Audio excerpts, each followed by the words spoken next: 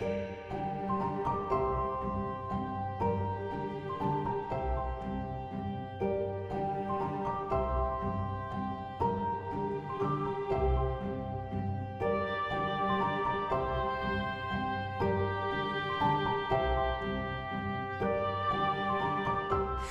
everyone and welcome back to the Tabletop Tavern. For those of you who are new here who do not know me, my name is Jenny. I will be your dungeon master now and for all of eternity forever, so you better get used to it. I'm going to allow my beautiful, wonderful, talented, handsome, heartstring tugging players to introduce themselves, beginning with the beautiful, the fabulous, the really genuinely nice and caring in real life, we promise, Victoria Shaz.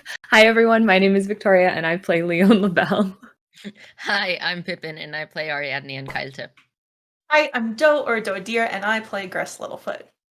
And for everyone who was not here last week, let's give you a little rundown as to what happened last episode on the Tabletop Tavern. The party continued to confront the teetering on the precipice of war of the world. Ariadne and Lily had an incredibly difficult conversation, but ultimately got the fairy tale that Lily always dreamed of. Lione LaBelle webbed them in the woods as Gris and Rhys gave the happy couple away. The end of that day was tinged with sadness and the knowledge that in the next morning, Ariadne and the rest of the party would leave for Aelus, accompanied by the lovely Lely, the wood elf, not be confused with Lily, Ariadne's now wife. Congratulations, by the way, Ariadne. Thank you. Are you guys ready for this episode? Are you Absolutely. ready? You ready? I have never been more ready to get back to Aelus. Give us All right, awesome. Because this episode, I hope, has a little bit more party vibes, you know? We'll see, though. You all awake exceptionally early. You leave before the dawn. Ari presses a gentle kiss to Lily's head, and she stirs sleepily. She tells you to be brave, that she loves you, that she's proud of you, that she's so lucky to be loved by you. You say a tearful goodbye, tearful at least on her behalf, and all of you, along with Rhys, depart. Bertram takes his own leave in a much more efficient manner and promises to meet you in Aelus. The journey is long and exceptionally tiresome. You walk for hours at a time through thick underbrush and dense overgrown trees. You don't pass a road for days, as your guide informs you that most towns and all cities have erected their own similar blockades to what you saw at the Wildflower.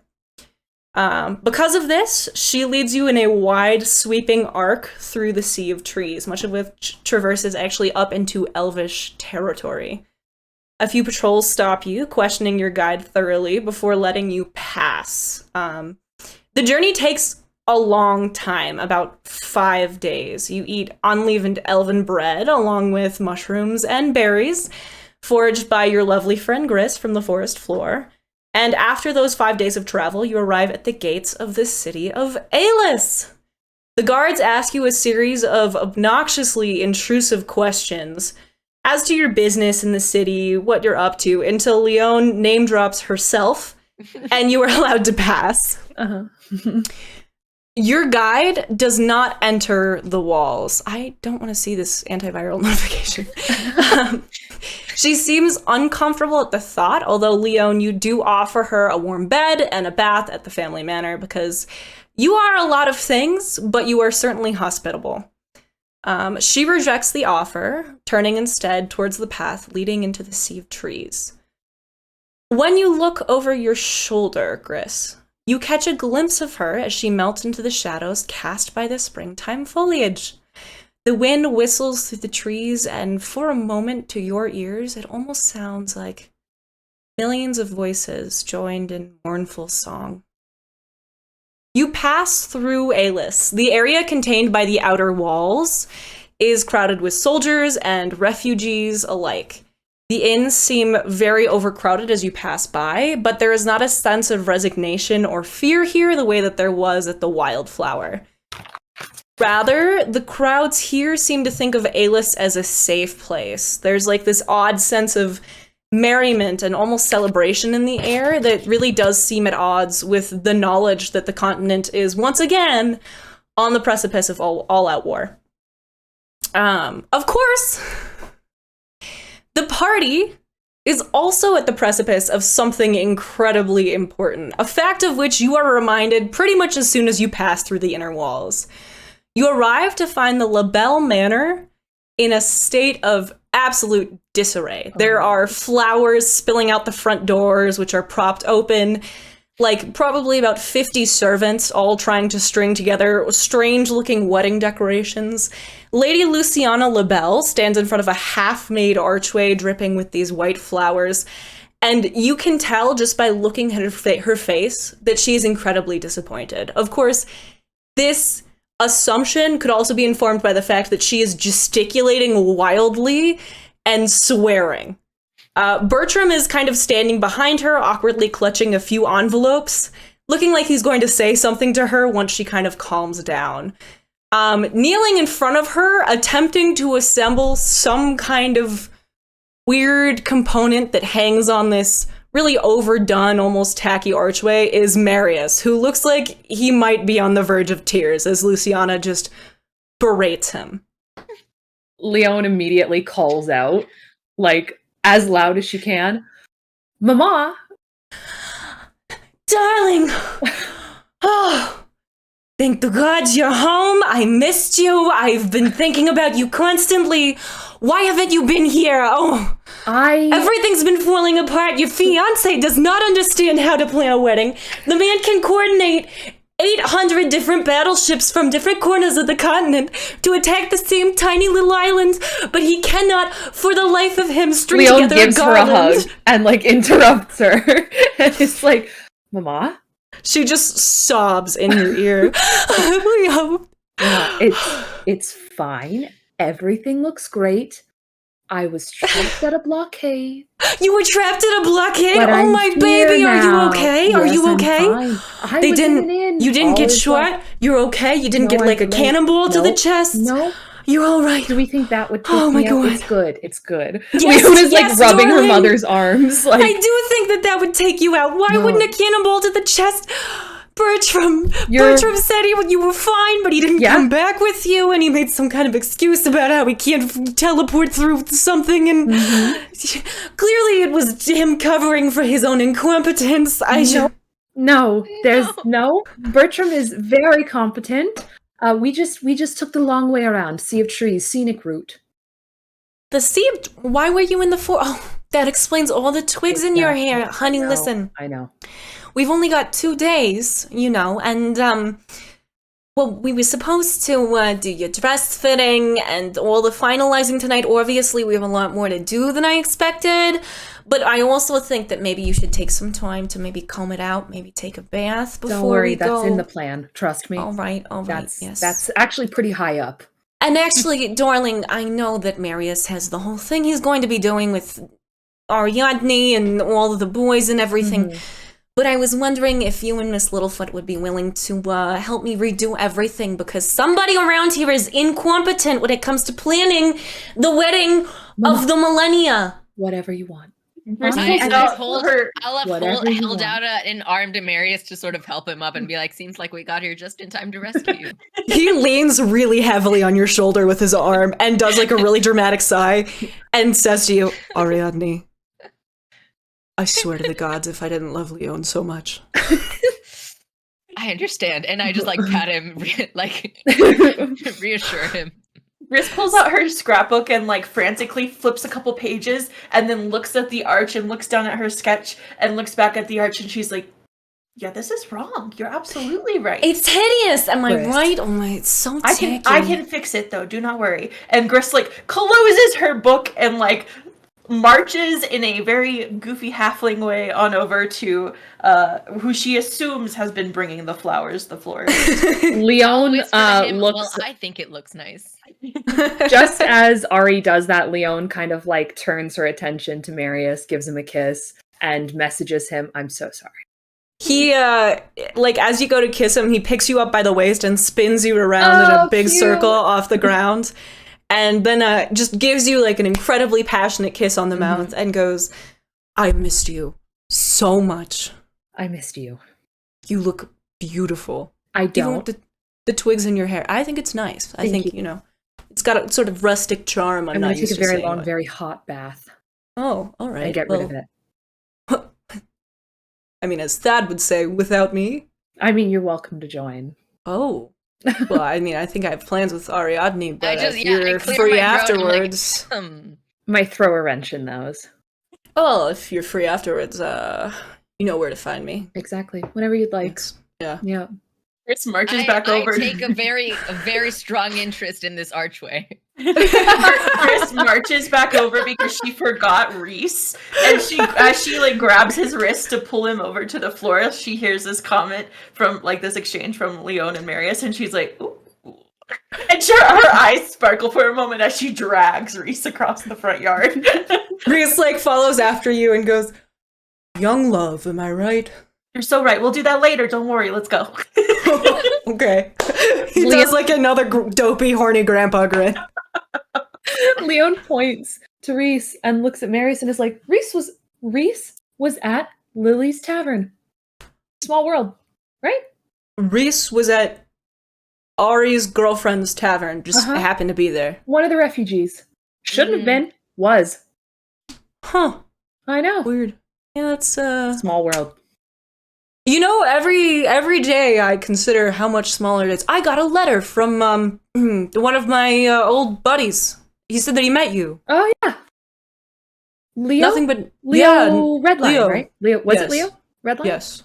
I think Yes. so. Yeah, he was really nice, super helpful, wonderful, gave me a lot of information about the blockade. Told me that if he had the opportunity he would have gotten me out sooner, but I mean he's got his job. I guess that's important. Well, Leo's he's always gonna be helpful when a pretty girl's involved. Can't blame him though. I would have done the same thing. I'm very persuasive. I know. I met you and you dragged me into hell with you, and I came out of it like I'd still like a first date. Yeah, I know. You were a bird. I was mean to you. I know. Well, in your defense, it wasn't really my best day. No, it wasn't your finest moment, no. No. But we both looked past it. We did, yes, and now we're all the better for it. Exactly. At this point, Bertram, Ariadne has approached you from behind. Okay. And sort of does a little... I just like jump a little and I go, hello.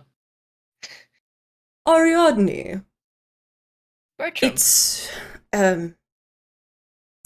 well, I know it's only been a few days, but, when I arrived, I found a few letters, here, I don't know quite how they got held up for so long. The dates are quite old, but I thought, your friends seem distracted, so I thought I might give you yours first, so perhaps I can get these out of my way and continue with the rest of my endless list of to-dos before the wedding. Anything I can do for you. Oh, perfect. And he just shoves this letter. It's odd. It's not quite in an envelope. It looks more like a folded note that someone has stuck a wax seal to kind of keep it all together. And it's addressed in kind of shaky handwriting. Like whoever wrote this letter was pretty old. The wax stamped to it is marked with an hourglass. Okay.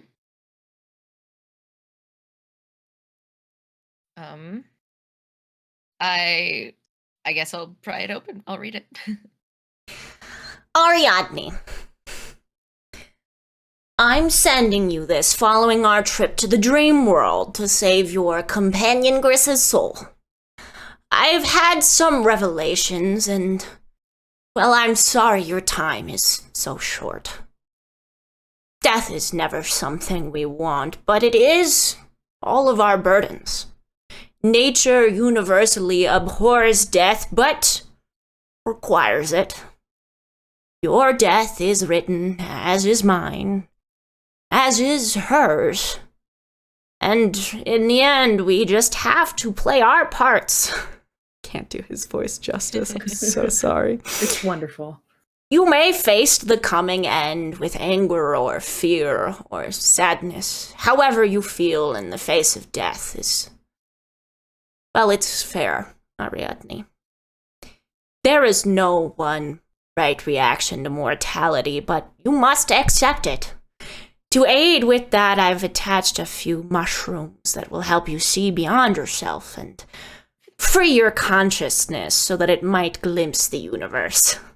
It's a lot harder to be you when you are everything. Enjoy the trip. Gris can probably guide you through it. I suspect she has experience. If it's any comfort, there is an afterlife waiting for you. And she will find an end fitting for her actions. Mung.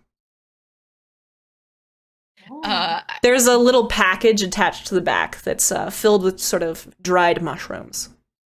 Nice. I'll sort of just chuckle at it, and just look it over and flip it over, and then I'll quickly like fold it and tuck it in a pocket, a seam, a sleeve, whatever, and just sort of turn back. Is Bertram still there? Bertram's just standing there, like with his little hands pressed together, awaiting a response from you. Mm-hmm. I go, oh, sorry, I didn't mean to keep you waiting. Thank you. That was a very important message. It's true. Very good, Master Ankalte. Anything else I can do to help? As I think they are otherwise, and I like point at like gesture to Lione and Marius, otherwise engaged. Well, I do believe that Sir Marius would be quite tickled if you got him out of this. I also received a message of sorts from a overgrown child on a skateboard that requested from a friend of yours that you hurry up and save him from the blabbermouth with the lacrosse stick. I do not know what this means, but I assured the overgrown youth that I would pass it along. I thank you for passing it along. Not Thad bringing a fucking lacrosse stick. Oh my goodness. He sort of gives you a little half bow and sort of scooches over in Leone's direction. It looks like he's going to try to interrupt the, like, very flirty, bordering on wildly inappropriate banter that Marius and Lione are engaging in. I'll, like, bow and thanks, and then probably head inside to, like, find Riz and Gris. Your names are too similar for me to say in one sentence. I did not come up with them. This is not my fault. I'm not taking credit for this. It's my fault, 100%. I will take the credit. All right, Lione. So Lione says to Marius, so when does this thing start? With you and Travis and the Stag, or whatever it's called. Oh, I'm glad you specified before I said something douchey. For the record, it was going to be whenever you wanted to start, baby. Right, but, of course. I'm glad that we didn't get to that, but- Yep, same. Yeah. Well, I guess as soon as Ariadne's ready to leave, I think Travis has been ready for a couple of hours. Oh, wow. But I sort of told him that if Ariadne didn't show up, we'd have to reschedule. Because I assumed that meant that you would show up. It would cause a problem for the wedding if the bride weren't there, probably. Exactly. Well, I mean, I do enjoy my own company. I just think that Definitely. maybe getting married involves someone else. Generally, there yourself. are two parties involved. Yes. Yeah, or more. I don't know what goes on in other cultures. Honestly. I think you would have had to face my mother's ire if I wasn't here more than anything, so I'm glad I'm here. Oh, that's good, because here I was thinking I was facing her ire already, but it's good to know it gets worse, yeah. Oh, it would. So, would you say you really take after her? I need to know. I mean, I don't think I take after her in this regard. Okay, that's good, yeah. Yeah, not to say that I won't get angry. Well, I mean, if you had to choose a parent to take after, I suppose I'd prefer your mother. Yeah. You know, honestly, Marius? Lady Bertram. Hello, Bertram. Long time no see. I'm so sorry to interrupt. Yeah, it's good. Are you sure you couldn't have teleported me here? Yes. Did you speak to your mother? Uh-huh. You do know that your mother has no idea how magic works, right? I know. That was the first thing she said. Okay. Well, I just need you to understand. she has no idea. Well, yes. Oh, no, I'm fully aware she has no idea. I know that this is a theory of hers because, Lione, I know. We spend quite a bit of time. Okay. I'm aware. Marius does a little like... Anyways, Lady LaBelle, I do have a letter for you. It is quite delayed. I do apologize. It's okay. It only appeared a few days ago, so... With the blockades, I understand, and Lione takes it. Lione, this is dated far before the blockade began. Okay. It also appears to be sort of a folded sheet of parchment held together by a wax seal with a red wax seal with an hourglass stamped into it. Lione flicks it open with her nail and opens it to read it. Lione, I tried. I really tried to save your soul. And you can only help people who want to help themselves. Oh no. I should know this by now. And I should have known that you don't want to help yourself. You don't. Well, you do. But you don't want the help of anyone else. It's sad to see someone fall so far, so fast. But in a way, it's amazing.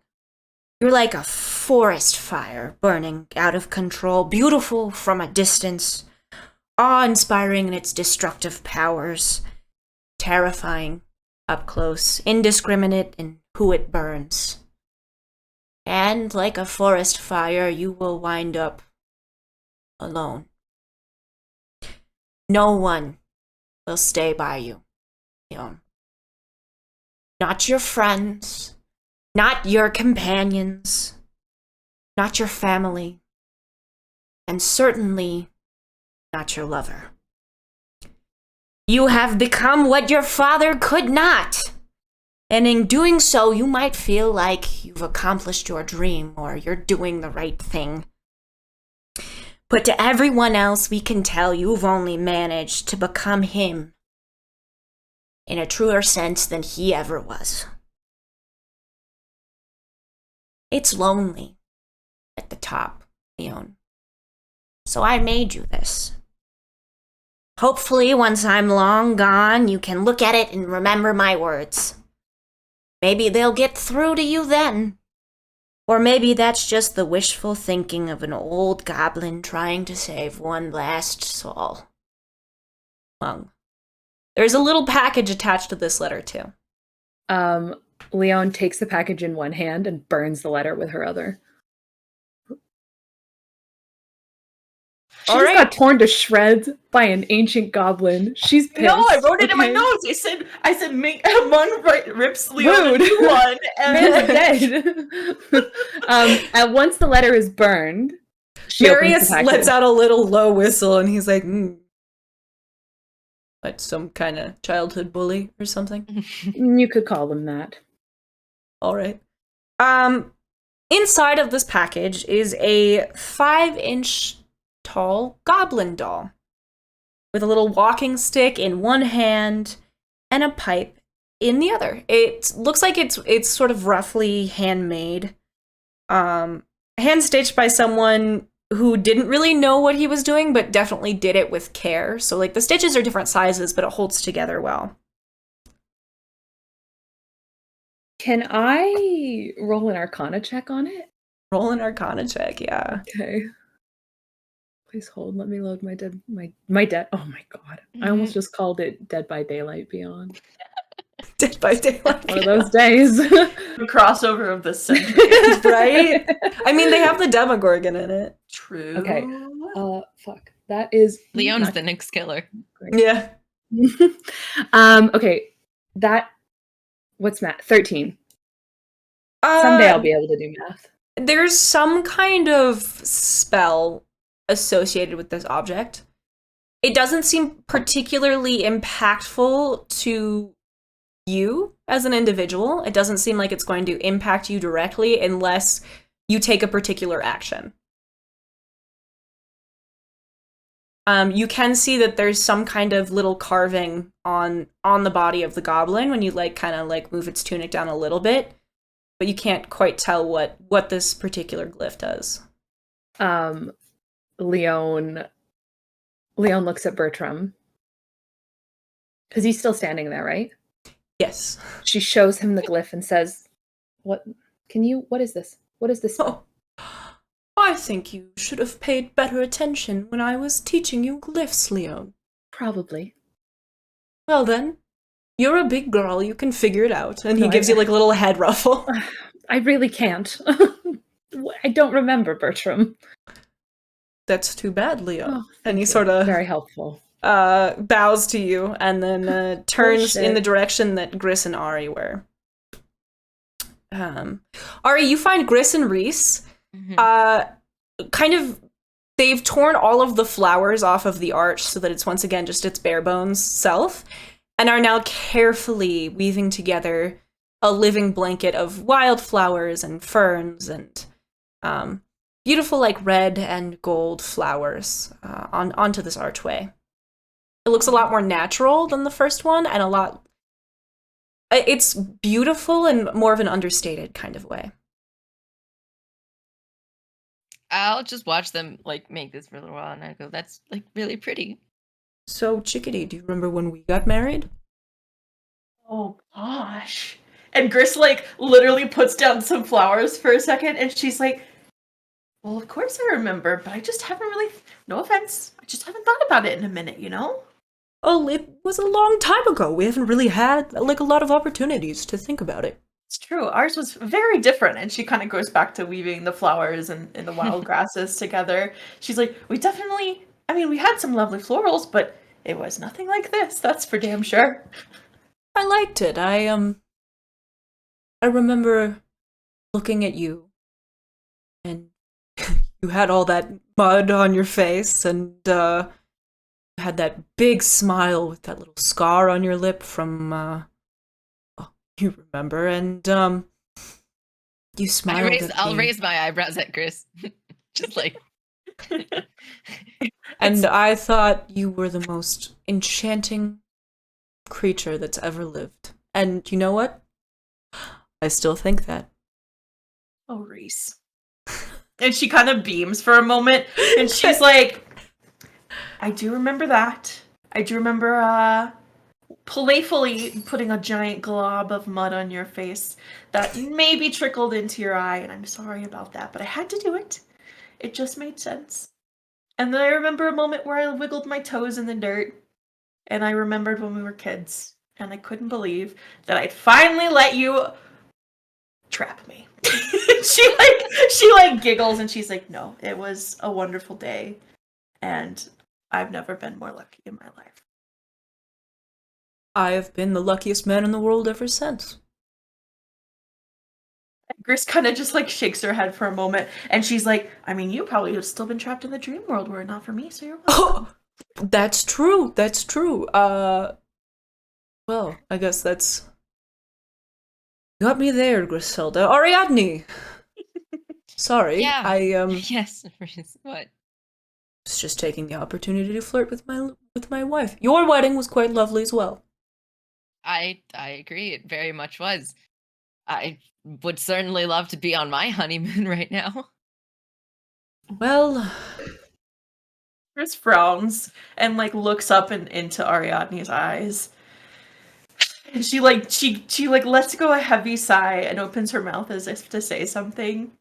And then she kind of changes her mind, and she then kind of goes back to weaving, and she's like, so the stag party, you guys getting ready to head out for that? Yes, I imagine we should probably clean up a bit, but as soon as Marius is ready to go, I expect we can get on our way. and Ariadne, I was wondering, and he sort of like looks at Gris for a minute, and Gris, he gives you a little wink that to you implies that maybe he thinks he can help Ariadne feel a little better. He goes, I was hoping I could, I mean, I'm not on the official guest, can I come? By all means, yeah. Oh, good, because I can turn into a stag. That would be incredible. Listen, when we were planning, Marius told me no more than 5 stags, but I don't think he was being genuine, and so I did not do that. Although So you got I more than consider 5 it stags. a great shame. No, You no, got I no didn't. stags. We got stag things and decorations, but no real stags, because I imagine that I don't want, like, Lione is very rich, but newlyweds should not be paying for damages to Travis's bar on their wedding day. Well, you know, if we go the long way, I can try to grab some stags on our way, cast animal friendship, and then they'll just chill out. You know what? We should.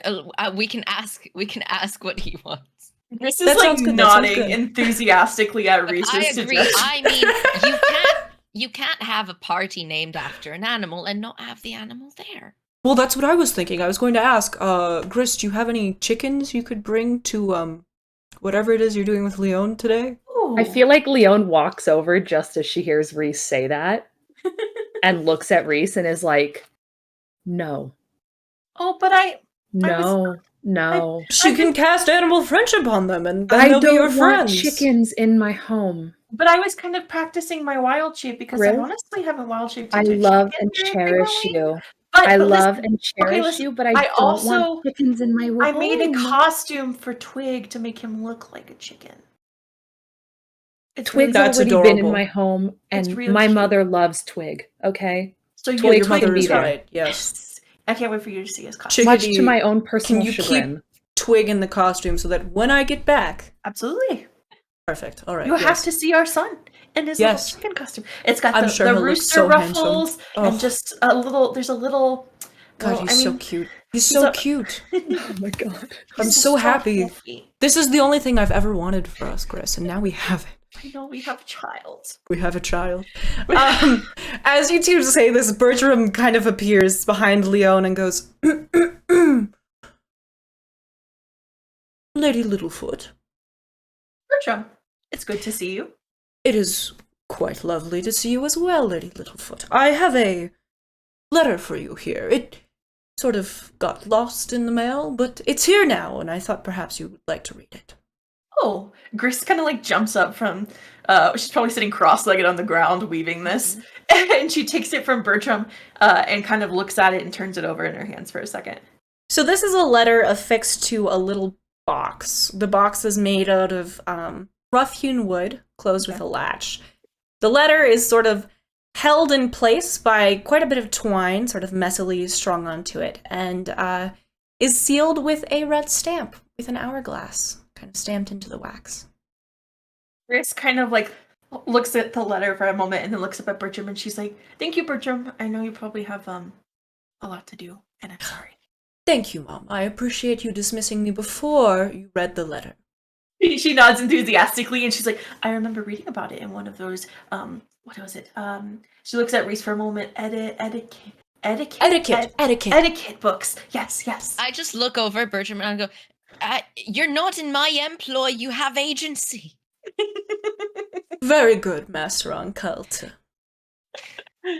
Gris He bows to you all and sort of like turns back to head towards in the direction of Leonida, who is at this point has just started crying out of frustration.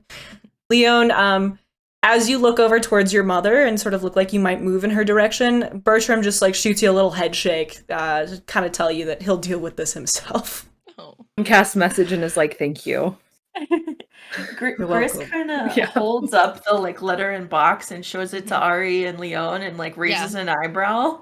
I like sort of like shake myself a bit. I'm like, "Oh yeah, well that's why I actually came here. It's from Mung, I expect, because it's the same." And I like point at the stamp. I got one too, and I'll show you later. Just open it. I also got one. Oh, okay.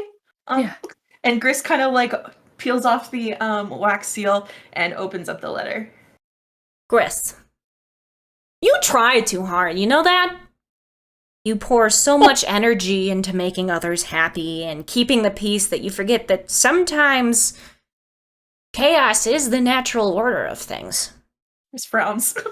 Sometimes the only way forward isn't through peace, it's to fight tooth and nail and claw until you defeat what lies in front of you.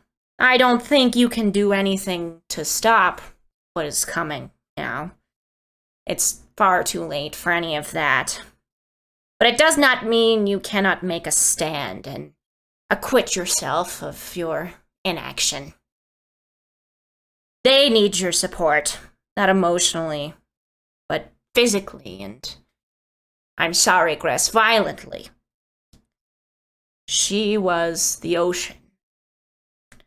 At low tide, she was beautiful and calm, and together, I know, you walked happily along the beach. But the tide has come in, Gris. And though you were warned, you have stayed out in the water. It has risen, and now you are stuck, barely keeping your head above the surface. You are both caught in her riptide, and no matter how much you fight against it, you are lost. The only way to act is to conserve your energy and make a decision, Gris. Swim to the side of the current, or drown. Gris, you have this one final chance to impact the course of the future. One final stand. Make it count. I've attached 2 things for you. The mouthpiece from my hookah. I hope you can get a little use out of it for me. One of the few things that gave me pleasure. And a seed from my tree. Oh. I place the legacy of Tefine and Mung in your hands. I know you'll do the right thing in the end. Gris Your kind of friend, Mung. Go ahead. Gris kind of frowns, and then a small smile kind of curls at her lips, and she folds up the piece of paper, likely very small. I feel like that's very Gris to do. And she thinks about tucking it somewhere in her tunic, and instead looks at Reese and kind of hands it to him, hold this for me. I saw you shake your head. You want me to burn it? No, burn it. that's my last gift from Mom. I want to keep it. And she's like, it is a gift, and she opens a little box and takes a look at the mouthpiece and the seed. The mouthpiece is made of what appears to be some kind of ceramic. It is hand painted with beautiful swirling colors. When you stare at them too long, it looks like they're moving, and you realize that they are. It's been enchanted. The colors painted on the mouthpiece tell a story. You can see a young goblin man walk up a steep, steep mountain. He reaches the top, and a beautiful elven woman leans down and presses a kiss to his forehead.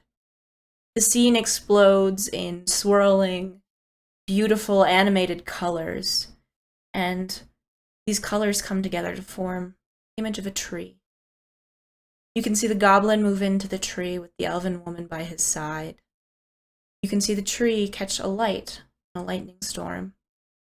The goblin gets out, as does the elven woman, but she looks very sick, as if the smoke has been bad for her. You see her lie her head in his lap, and you see her leave.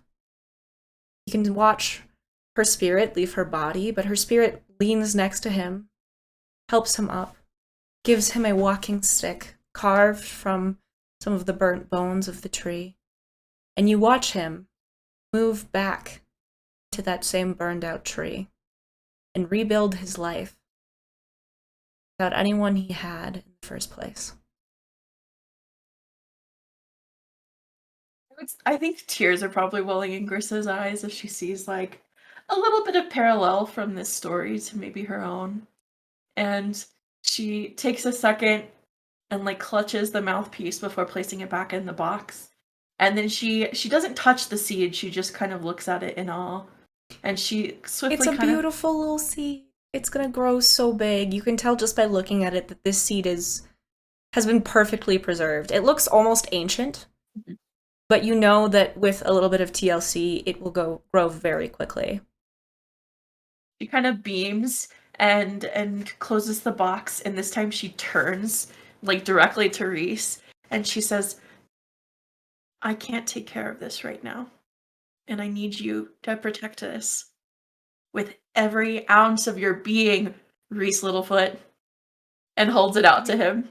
And she's like, I'll tell you why it's important later, but please, just make sure you don't lose it, and I'm giving it to you so I don't lose it.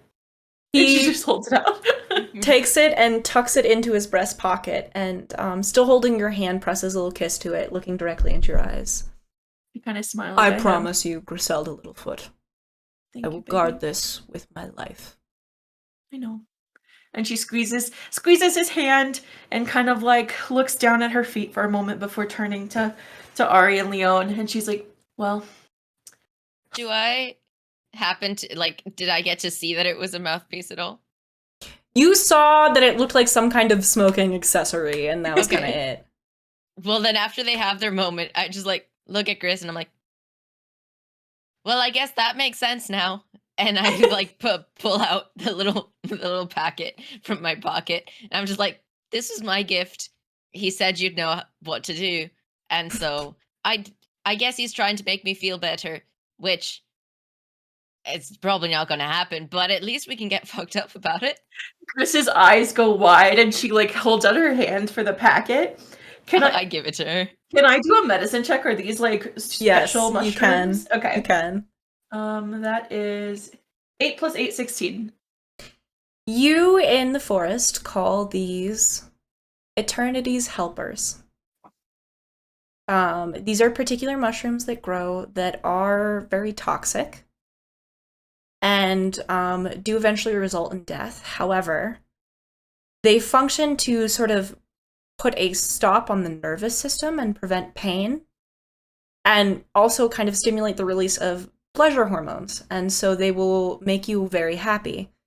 From what you've heard, they do cause sort of like a dreamlike state before they kill you, and you use these for people who you've only had to use them a couple times. You kind of know about them more from theory than practice. These are given to people who are grievously injured to the point that no magic can save them, to make their final moments ones in which they can reflect on happy memories and go without pain. Gris looks at the mushrooms and then turns to Ari and she's like, this was a really thoughtful gift. And she like she's tearing up again. Gris like literally cannot handle the concept of Ariadne passing. Gris, why are you crying at mushrooms?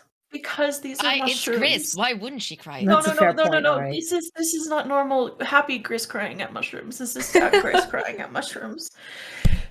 These are mushrooms that you give to people who are grievously injured, who are suffering extreme pain. Uh-huh. And in their final moments, this brings happiness and a sense of euphoria, and helps you pass in a way that is painless, and in a lot of ways, dreamlike. It's like closing your eyes for one last time. And Who knew Mung knew how to give gifts? Gave me this, and Lione holds up the doll.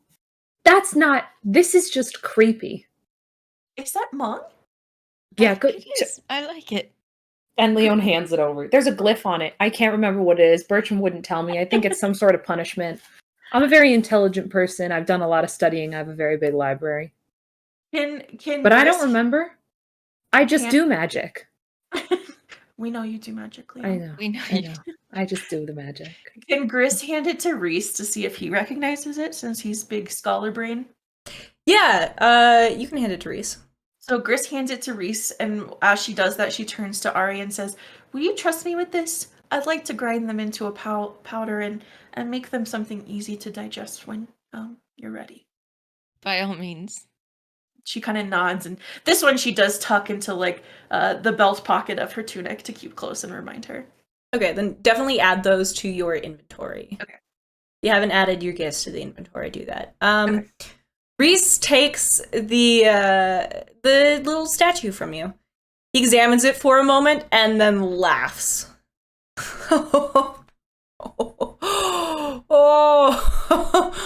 Oh. I think it'll be a fun surprise. I don't want it. I actually don't want it back. Well, Lione, Nope. it's rude to not take gifts, especially from those who've passed. Yeah. And Bertram something wouldn't tell me now you've laughed. Lione, something tells me that I mean, do you think Bertram would let you keep something that would hurt you? oh, it won't hurt you, Lione. I can promise Tell you me it's what it not is. going to hurt you. What is it? Well, Lione, if you don't want to keep it, you can always destroy it. I mean, you seem very fond of burning things.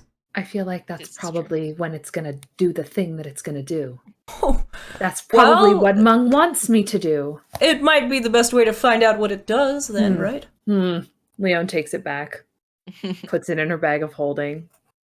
Oh, okay. At this point, Marius kind of appears behind you, Lione, and puts his head on your shoulder real fast and says, "Do you mind if I steal Ariadne and Reese?" You have a stag party to go to. I right do ahead. have a stag party to I go hope to, you have and fun. he kisses you on the cheek, and then goes, "I will have fun." Yeah. And very pretty. You look very handsome. Thank you, You're welcome. Ariadne. Mhm. That is driving Travis crazy. Yes, I imagine so. Also, just all of them. Let's go rescue them. Sounds great. And Reese kind of like stands up. Gris, he gives you a kiss. Very quick, just a peck, and goes, "I know you are going to make this the best wedding ever." She nods enthusiastically and gives him a kiss back. And she's like, and remember, when you come back, you have a chicken of a son to enjoy. I And have she a chicken giggles. of a son and a minx of a wife. Oh, Reese, maybe we should go. And she's just kind of like turns red and like blushes for a moment before like straightening up and then kind of like giving him a push on the shoulder and says, "Have fun. I got lots to do. I'll see you later." All right, Ariadne, Marius, let's go drink. Right? Is that what we're doing? I assume that's what we're doing. Yes. As they leave, Leon casts Mage Hand and looks at Gris and says, "I've got 3 hands. What do you need?" Yeah. That's a good question. She's like, "I would like to get this finished. How do you feel about weaving flowers? I can show You you how can to teach do it." me. And Gris like quickly jumps back down and sits in her kind of like cross-legged way and begins weaving while showing kind of slowly Leon how to do it, how to move, the pattern to weave with kind of the grasses, to add in the flowers, and then kind of add in some texture with ferns and baby's breath. Leon tries and does it poorly as they leave. Actually, as everyone else Leon, leaves. let's get you to roll a check to see how poorly you Okay. do it. This is gonna be a nature check, babe. Oh, fuck. I've never had to roll nature. I have +2 to nature? It's Oh, your wisdom oh, modifier. 3 What'd you plus roll? 2 is a 5. Leona's absolutely fucking awful at this, Chris. She's managed to weave some of her hair into the whole bit. It's very Can I sexy know of me. better or worse than Marius was? Let me roll something very quickly. The people want to know. Marius got an 8, so Marius was slightly better, but like Marginally. just not by a lot. They're well suited for each other. Yeah. Gris Pretty kind of faces, not capable. Yeah. just chuckles and she like helps you untangle your hair from the small portion that you have weaved. And she's like, "You know what? Maybe you just help organize the white flowers from the red I'll flowers put from them the in yellow." piles. That would be great. And I just can keep do me that. company. Perfect. So as you two sort of start to organize things, Marius leads you, Ariadne, and Reese to the knock-kneed ass. Oddly, despite the fact that every other inn is overflowing, it looks like Travis has closed the tavern in honor of the celebration. However, you notice outside, there is a large group of refugees eating what appears to be some kind of meal cooked by Travis out of various bowls and plates that you recognize from the inn. You approach the front door, and as you get there, it swings open. Aha! Yo, Ariadne! Marius! Little dude, I don't know. What is up? Hey, hello. It is so delightful to see you again. Hi, it's good to see you too. What up, what up? Marius already looks a little bit frustrated and goes, hello, Thad. It's good to see you. Reese sticks out his little hand enthusiastically, and Thad takes it and shakes it.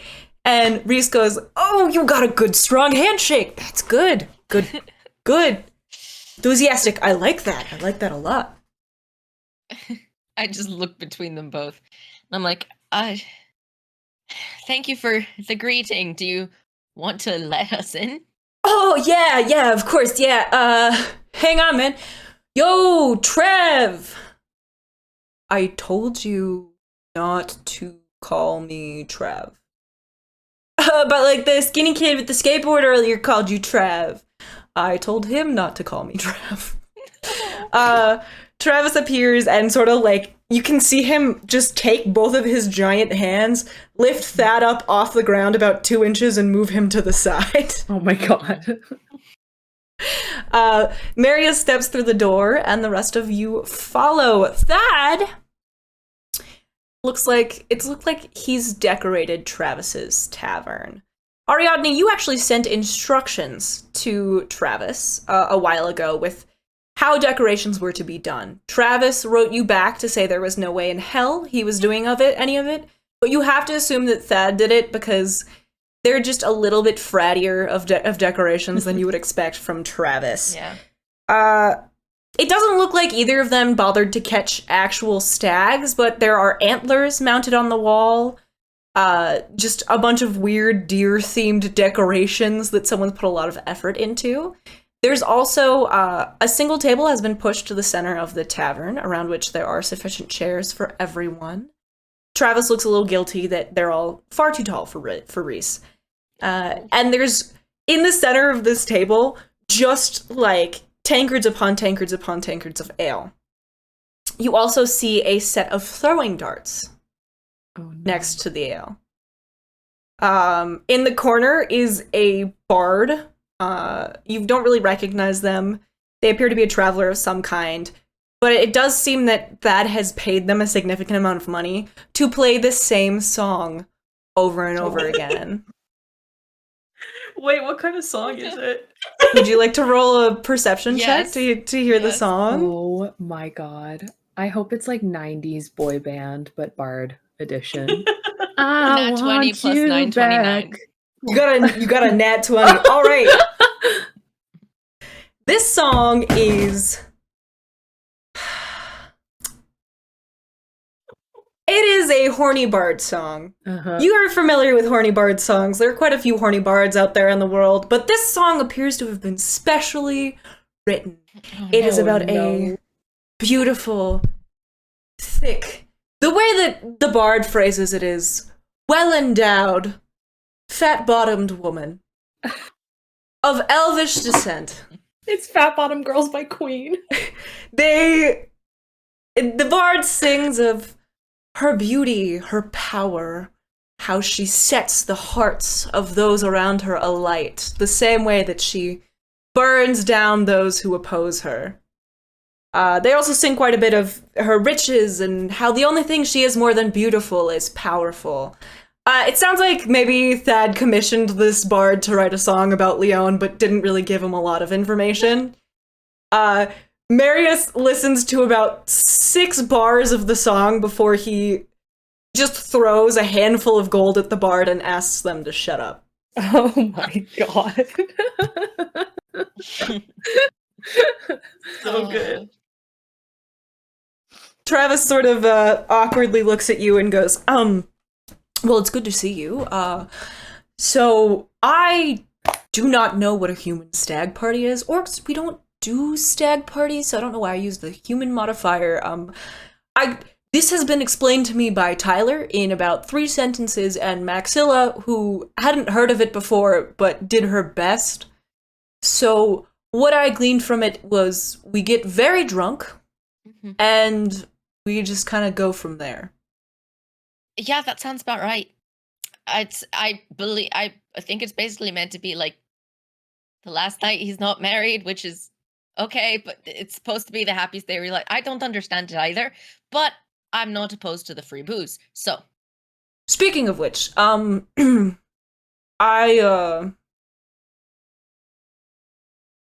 got you a gift. Oh. It's nothing special. Well, it is special. I had to listen. The amount of shit I had to go through to get this was ridiculous, but I do know that I'm your bartender. Yes. And I know that you've recently been unable to imbibe, so I found someone and got you this. And he pulls out a large clear bottle of clear liquid. The label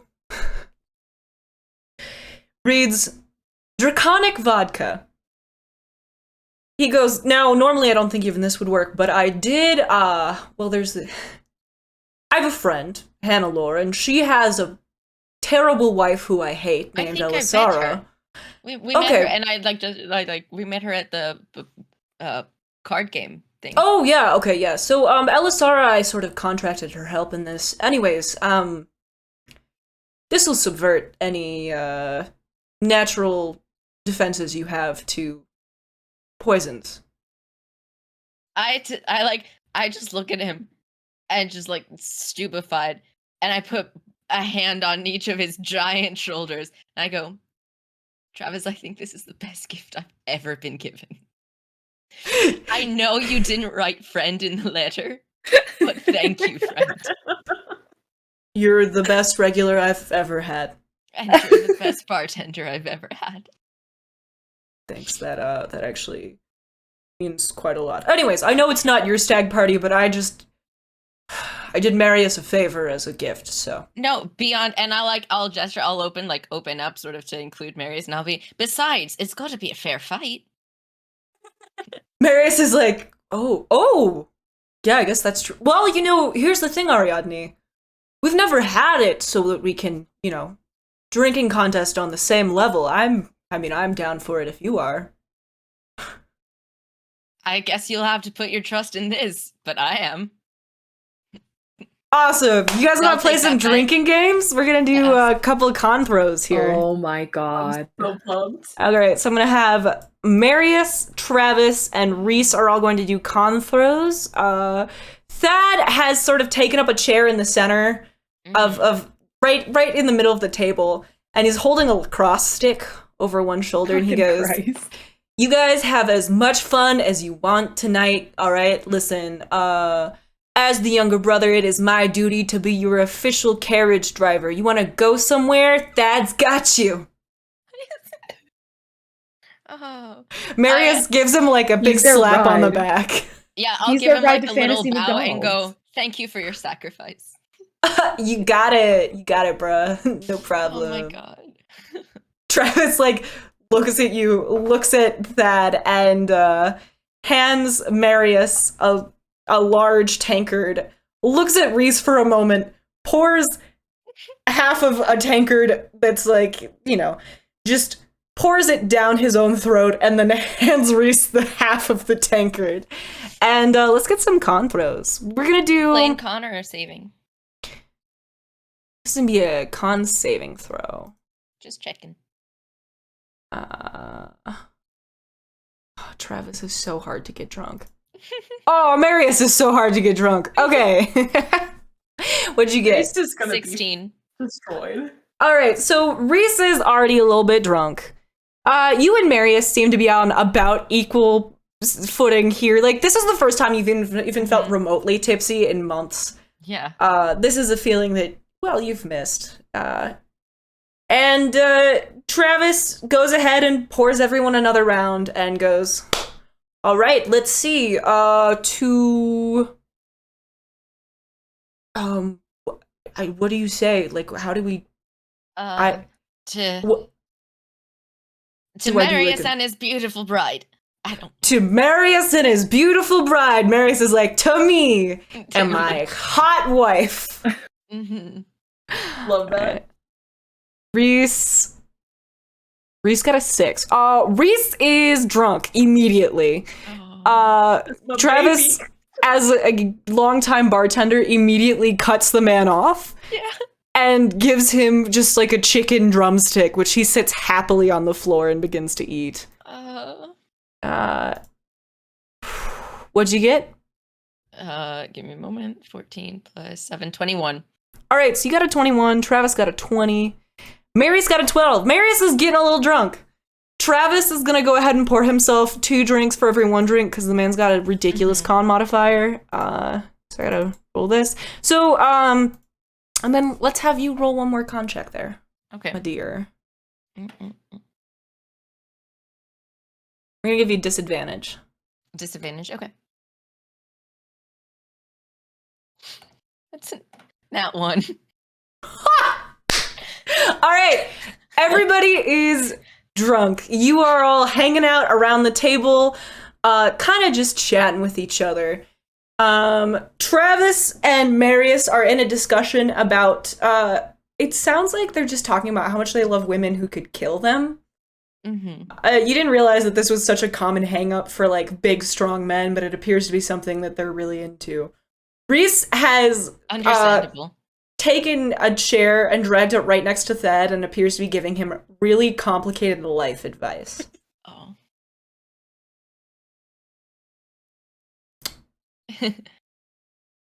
So, this is Marius sort of like turns to you, Ariadne, and goes, so Ariadne, how do you feel about women who could kill you? I heartily approve. Heartily or hardly? And Ari takes a moment to try and like spell it out, just be like just trying very hard to summon the letters in their brain. Just going like, no, the like heart, like, and makes a heart. ILY. That's how that goes, right? Travis nods and is like, God, you're absolutely right on that one. Marius sort of like leans over you and goes, so I wasn't gonna say anything earlier, because, well, honestly, I, felt like we had more important things to do. For instance, I had to tell Lione how pretty she looks. If you don't tell her often enough, she goes a little crazy. Yeah, no, that's very important. Yeah, You know, yeah, major exactly. to keep topped off. Yeah, but, I was gonna ask, the ring's new. Oh yeah, Lily and I got married. Yeah. You what? Right before we left. You didn't invite me to your own wedding? It was kind of shotgun, and also it's a long story. It was very necessary, and if I could have gotten you through the blockade and over, then you'd have been my best man. But so couldn't exactly wait. It was necessary. So you're pregnant. She's pregnant. No, listen, her brother thought the same thing, which I don't know if... You say a marriage is necessary, and it just goes right there. Travis, meanwhile, is like, you don't need to be married to have kids. That's stupid. It is stupid. Also, no, it's just, I'm kind of under a time crunch of sorts, and I didn't want to leave... Neither of us wanted me to leave the Wildflower without her as my... official wife and partner and love of my life. Marius is like nodding and goes, okay, all right, I feel like I should ask you about that, but I'm going to ask you about that maybe when we're not... Later, and also probably, did Bertram give you a thing that I wrote yet?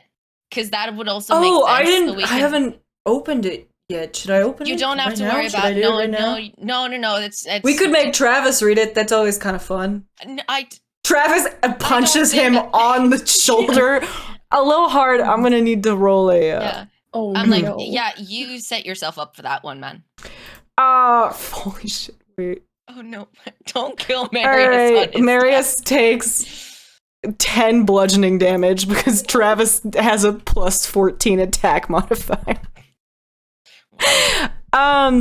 Marius goes, ow! And they both kind of look at you for a minute, and Travis goes, you know, Grumsh came back. Did he? Yeah. Wow. Are you He, all right? You, Maxilla, the others. I mean, Max is she's always fine. I mean, she's fine, but she's always fine. I'm glad on both fronts. Yeah, I mean, it's fine. He says he's, proud of you. Of me?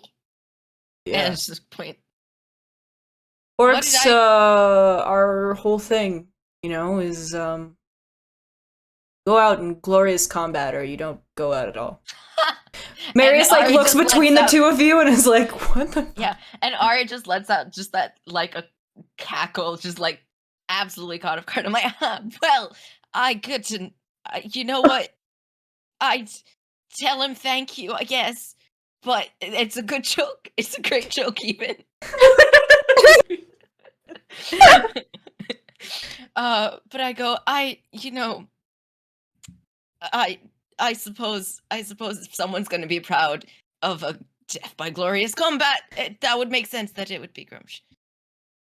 Well, I mean, I don't know. He's bad at specifics, but, I'm proud of you too.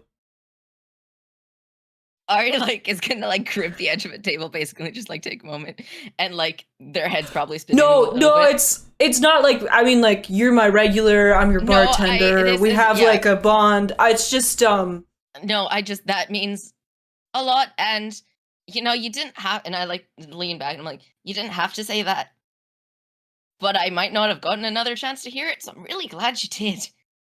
Travis looks at you for a long time, nods, pours you another drink, and says, drink up, I have one last game for us to play. Let's fucking go. Marius is, like, looking between the two of you, and he's like, when I am sober, I'm going to ask so many follow-up questions. That sounds like a great idea. Listen, I don't wait till, I just ask the question. I know, but, trying to cut back, you know, getting married, settling down. Leon's sort of a teetotaler. It's the whole thing. No, that I understand. You know, you gotta fall into the routine you're gonna be on for the rest of your life. Well, yeah, I mean, presuming everything goes fine with the whole Navy thing, but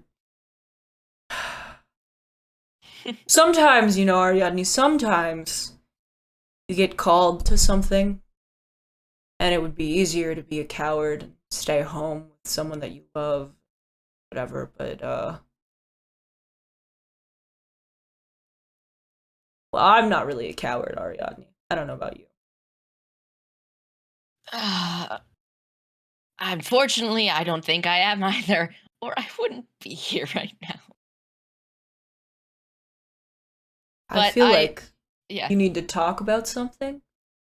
So tomorrow, whichever day is the day I'm not allowed to see Lione until we get married, let's maybe have a little chat. As fine by me. And also, I do hope you don't die. War.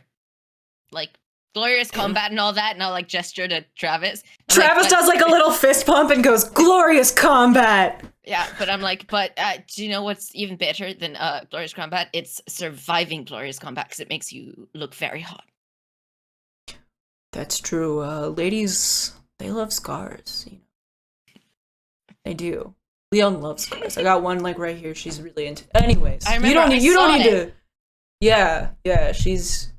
Yeah. Not to. Yeah.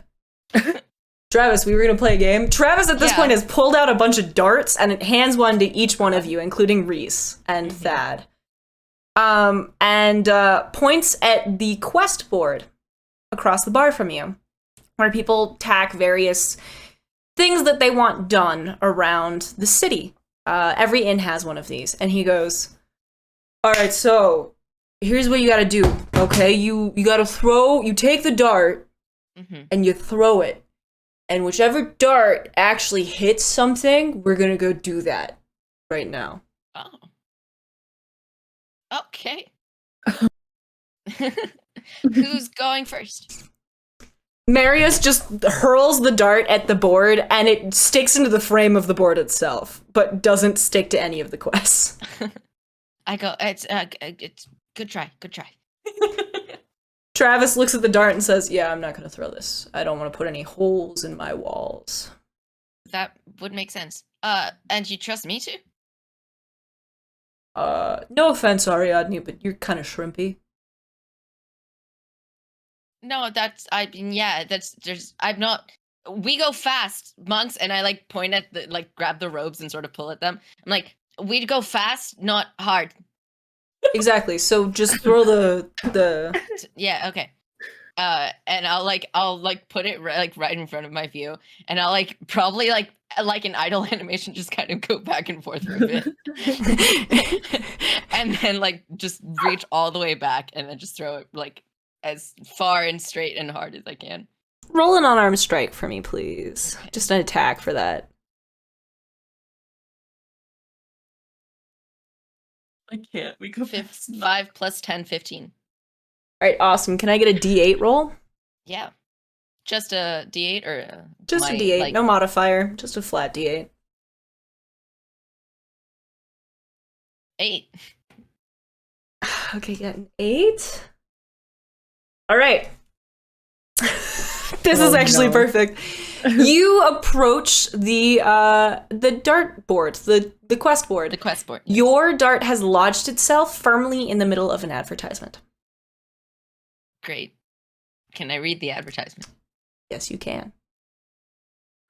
Well, hi there. I'm a visionary merchant from the town of Veery Valley, and me and the missus was looking for some fresh venison for tonight to cook up. But I'm quite shit at hunting, so I was hoping somebody could go out there and catch me one of them big 8-point stags I've been seeing right on the edge of the sea of trees. They're real scared of me, but I feel like somebody real fast and quiet could sneak right up and grab one of them for me. Literally a stag party. Fucking stag. And I go, I'll pull the dart off and grab the advertisement, and then just kind of place the dart back where it was, and then I'll hold it up for the others.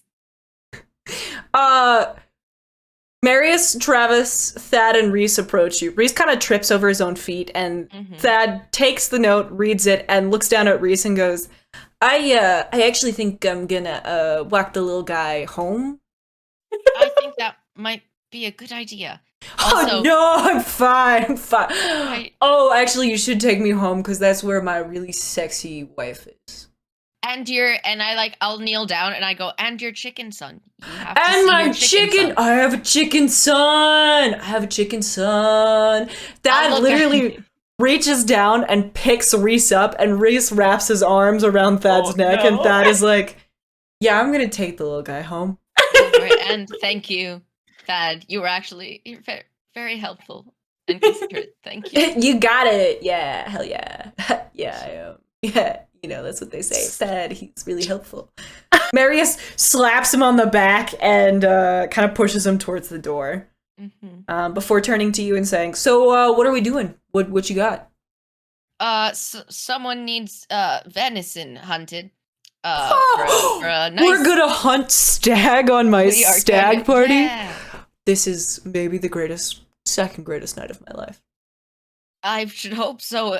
I should hope tomorrow night is the greatest night of your life. Third greatest night of my life. I'll take that. I think that'll work.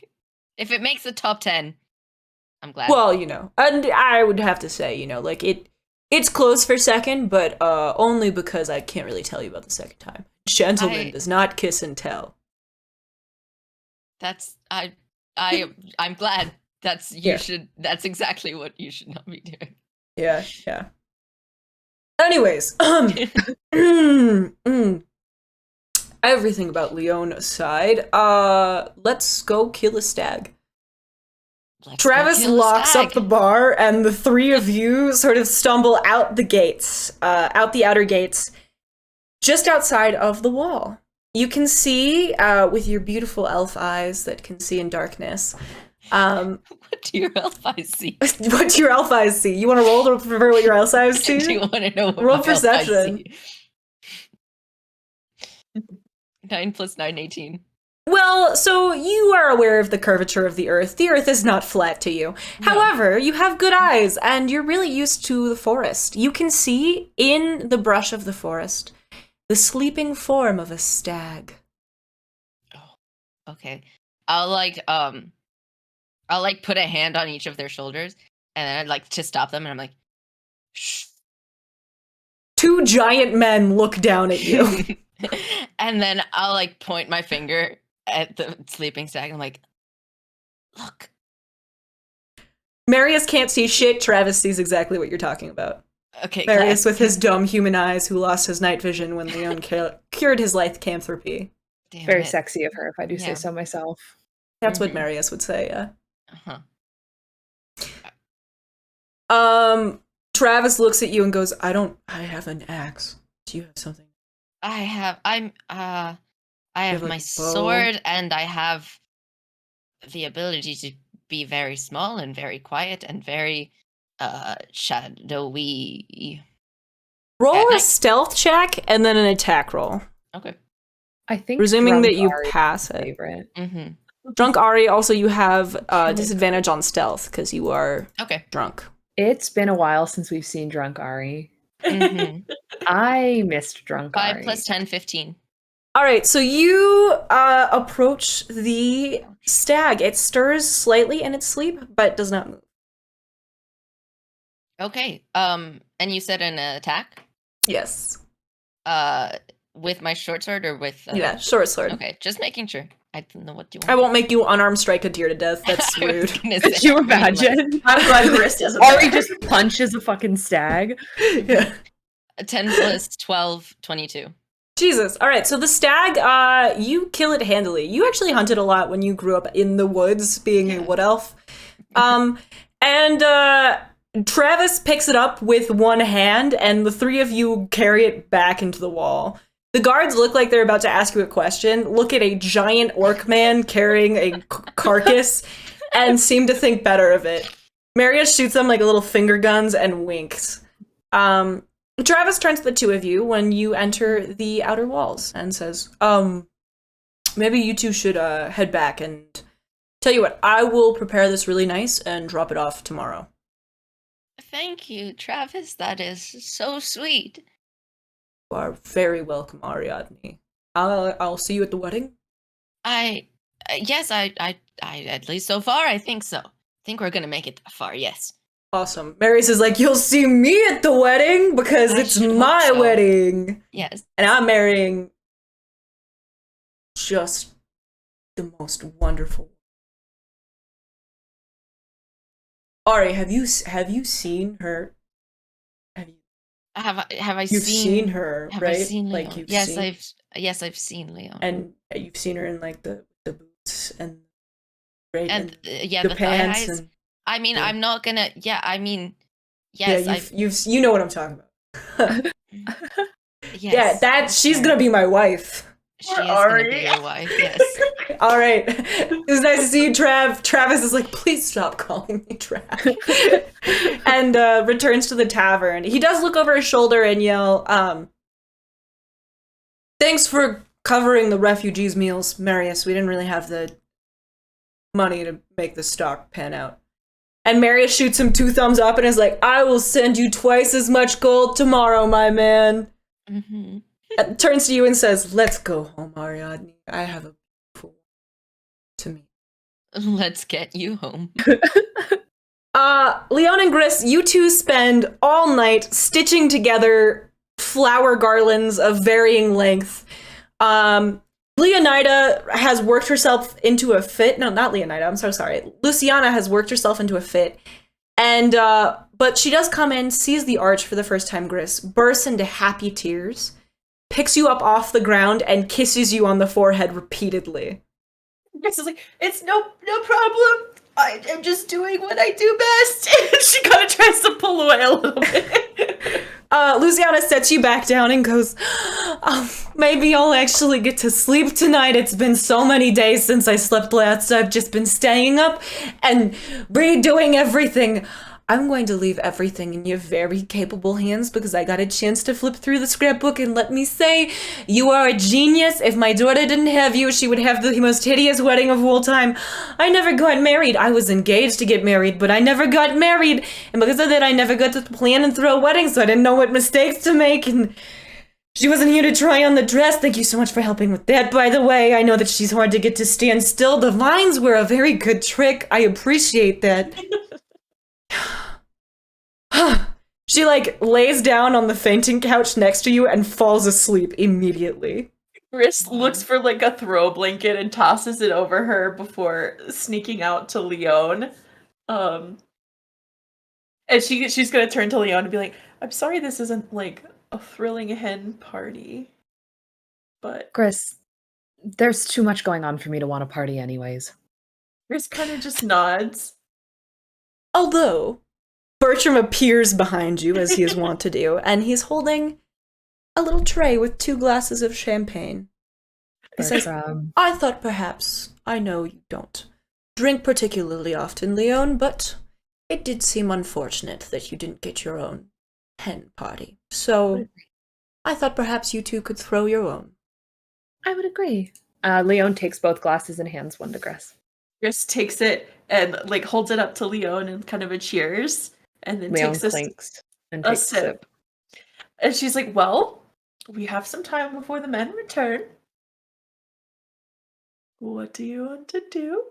Honestly, Gris, I don't know. This is the most free time I think we've had. You know, there's just a lot going on.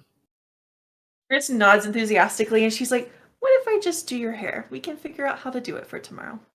Let's get the twigs out of my hair. Can we get the twigs out of my hair? Yeah, let's do that. Take a nice warm bath. Yeah, let's do that. She kind of like looks at Bertram like, can you prepare a bath? Bertram looks at you and goes, of course, and portals himself through the wall, disappearing presumably upstairs to Leon's bathroom. And Gris is like, okay, warm, cozy bath. We'll drink our champagne. You should have one too. It should be like a spa night. Oh, Gris nods. Many thoughts. And she's like, okay, a spa night. Uh-huh. And then we'll meet in your room. We'll do a little maybe hair kind of vibe, see what we want to do for tomorrow. And I will unveil Hen Twig. Oh, God. Gris is very excited about this. And she's like, I love that you're happy about Hen Twig. And she's love like, that. And we'll just talk and enjoy the night. Never been much of a part. That's a lie. I used to be much of a partier. Gris Things is like, have changed. Partying for me involves foraging in the forest for mushrooms, and I know that's not your cup of mushroom tea. So you're right. This is perfect. I would agree. The two of you have a lovely night together. Leon's handmaid actually joins you. And doesn't do any sort of handmade things, especially at Leon's insistence. She bathes with you both. She lets you braid her hair, Gris. She has lovely, incredibly long, beautiful hair. And she lets you braid it into your signature style, sort of a loose braid.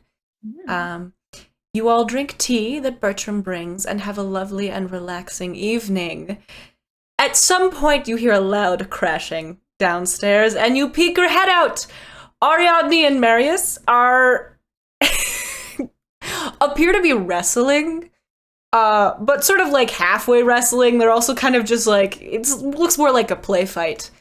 And as you all stand at the head of the stairs, they both look up like deer in the headlights, and you notice that they are also covered in blood. Doesn't appear to be either of theirs. It was a stag party, so we went to hunt a stag. We went and we hunted a stag. You hunted beautiful. a stag? Wait, where's my husband? You didn't hunt my husband, did you? Thad, no. no. Dad dropped him off. You look over in the corner and you see that someone Reese has didn't just even placed him on the wild shape. ground, and he's been like tucked in with a blanket and a pillow, but he's not on any of the various couches around. Gris How did we not notice exhales. them come in? I don't know, but for a moment there, Leone, I really thought I killed my husband and I stabbed You really could him. don't never think kill they your do that. husband. I just He didn't even wild shape. oh No, Did he it? didn't. No. No. No offense, Chris, but your husband is a lightweight. she beams and she's like, oh, I know. Weird, but you know what? I dig it. I hope when we're 38, Lione and I are as happy as you two are. Gris kind of like nods a little bit. She's like, that's not how old I am, but okay, honey. Leo leans over and is like, he's being nice. He's doing that thing where he like presumes you're younger. And Gris is like, oh, of course, I'm sure you'll be just as happy as I am at 38. And she does like a He gives you a dramatized wink back, and then both Ari and Marius head up the stairs. All of you sort of go to your separate rooms. You have a lovely evening. Gris and Lione, you do feel like some of the tension that's been there between you two has dissipated. You didn't talk about anything that's happened, but it did feel a little bit more normal. It almost felt like that night in Aquera where you had that sleepover at Gris's suggestion. It feels a little bit like the friendship once did. Ariadne, you take comfort in a night that felt almost normal out of a series of nights that have felt anything but. You all head to bed. Lione with the love of your life. Ari thinking of the love of your life. Gris, you struggle to get Reese up the stairs, and eventually Bertram does help you. But you also fell asleep with the love of your life, although you prop him up on several pillows just to be sure. Keep him on his side. You fall asleep beneath a moonless sky full of stars. Somewhere out in the forest, you can hear trees singing their mournful song, and a wolf howl joins in accompaniment. We will be back, not next week, but 2 weeks from now, for the beginning of our 3-part season finale. Our series finale. Campaign Yeah. finale. Yep. Thank you so much to everyone who joined. Yes. I know this episode was a little bit short. The DM has someplace to be, and all of her players were very flexible with her schedule, which she appreciates. Thank you to my lovely players. I'm so excited to wrap up this campaign with y'all. Ooh, me too. And I hope that this episode was a little less sad than the previous ones. less tears for sure. If y'all don't already follow us on the Twitter, You absolutely should. We got you something cool should coming. follow us on the Twitter, because we may or may not be, there may just be like something coming out tomorrow. There might be That's something very cool coming out tomorrow. Really cool It's very cool. ahead of our series finale. So you should check it out. So you should follow us on Twitter. And until we see you for the start of our finale, be good to each other. We will have some special guests next episode. So if you want to get a chance to say goodbye to some of your favorite NPCs, be sure to tune in. Until then, be good to each other, love each other, and be sure to drop your reactions in the TTT chat in Discord. Yes. Thank you so much for hanging out with us, everybody. We really Good night, appreciate you. everyone.